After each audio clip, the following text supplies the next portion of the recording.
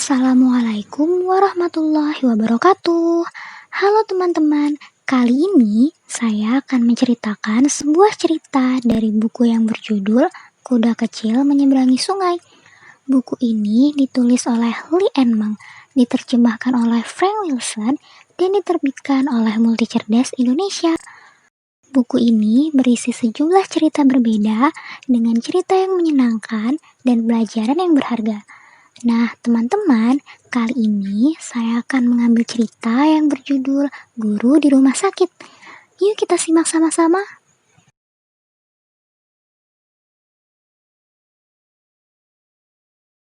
Guru di Rumah Sakit. Guru kuda dari sekolah anak-anak binatang di hutan sedang sakit dan menginap di rumah sakit. Binatang-binatang kecil memutuskan untuk menjenguk guru kuda di rumah sakit. Si rubah kecil sedang cedera. Ia berjalan sangat pelan. Wah, teman-teman, ternyata ada 5 binatang kecil yang akan menjenguk guru kuda di rumah sakit. Ada rubah kecil, beruang kecil, domba kecil, babi kecil, dan anjing kecil.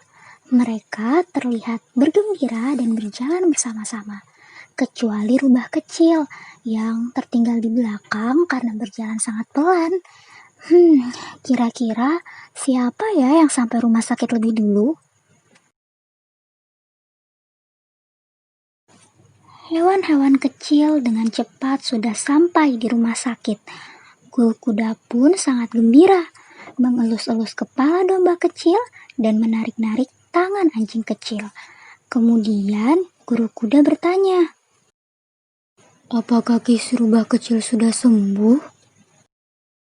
"Rubah kecil?"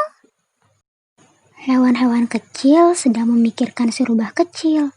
Kata anjing kecil, "Kakinya belum sembuh, jalannya sangat pelan. Kami datang lebih dulu." Guru kuda berhenti tersenyum. Kata babi kecil dalam hati, "Kita harus membantu rubah kecil." Teman-teman, ternyata yang sampai rumah sakit lebih dulu hanya anjing kecil, beruang kecil, babi kecil, dan domba kecil. Hal ini tentu saja membuat guru kuda bersedih. Tapi sekarang mereka sedang memikirkan cara agar rubah kecil bisa sampai di rumah sakit seperti mereka. Kira-kira mereka akan melakukan apa ya?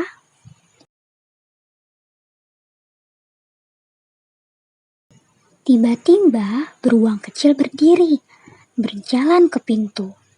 "Mari kita pergi menjemput rubah kecil." Hewan-hewan kecil dengan senang keluar pintu dan pergi. Di jalan, mereka menemukan rubah kecil. Rubah kecil merasa aneh dan bertanya, "Mengapa kalian kembali?" Wah, teman-teman, ternyata mereka memutuskan untuk menyusul rubah kecil ke jalan. Baik sekali ya mereka. "Rubah kecil, kami datang menjemputmu. Aku datang menemanimu." Beruang kecil membungkukkan badan di depan rubah kecil. Domba kecil berkata, "Maaf rubah kecil, kami membuatmu berjalan sendiri begitu jauh." Hewan-hewan kecil berharap rubah kecil mau memaafkan. Air mata pun mengalir dari mata rubah kecil. Ia terharu. Wah, rubah kecil merasa sangat bahagia sampai merasa terharu dan mengeluarkan air mata. Tapi kenapa ya beruang kecil membungkukkan badan seperti itu? Jawabannya pasti ada di halaman berikutnya. Yuk kita lanjutkan membaca. Beruang kecil menggendong rubah kecil ke rumah sakit. Beruang kecil pun kelelahan. Kemudian domba kecil bergantian menggendongnya. Domba kecil pun kemudian lelah. Babi kecil melanjutkan menggendong. Kali ini tidak ada seekor pun hewan kecil yang tertinggal. Semua hadir. Guru kuda melihat mereka lagi-lagi berkata, "Baik, baik. Kalian semua anak yang baik." Ternyata mereka saling bekerja sama teman-teman, menggendong rubah kecil secara bergantian agar rubah kecil bisa sampai ke rumah sakit bersama mereka. Sungguh usaha yang baik. Nah, teman-teman, selesai sudah cerita guru di rumah sakit. Pelajaran yang bisa kita ambil adalah ketika kita berteman dan ada teman kita yang kesusahan, kita tidak boleh membiarkannya sendirian, tapi kita harus membantunya. Namun, kalau kita merasa kesulitan untuk menolongnya sendirian, kita boleh kok ajak teman yang lain untuk bekerja sama membantu teman yang kesusahan. Oh iya teman-teman, tolong menolong merupakan perbuatan yang terpuji. Jadi teman-teman jangan lupa ya untuk selalu tolong menolong dalam kehidupan sehari-hari.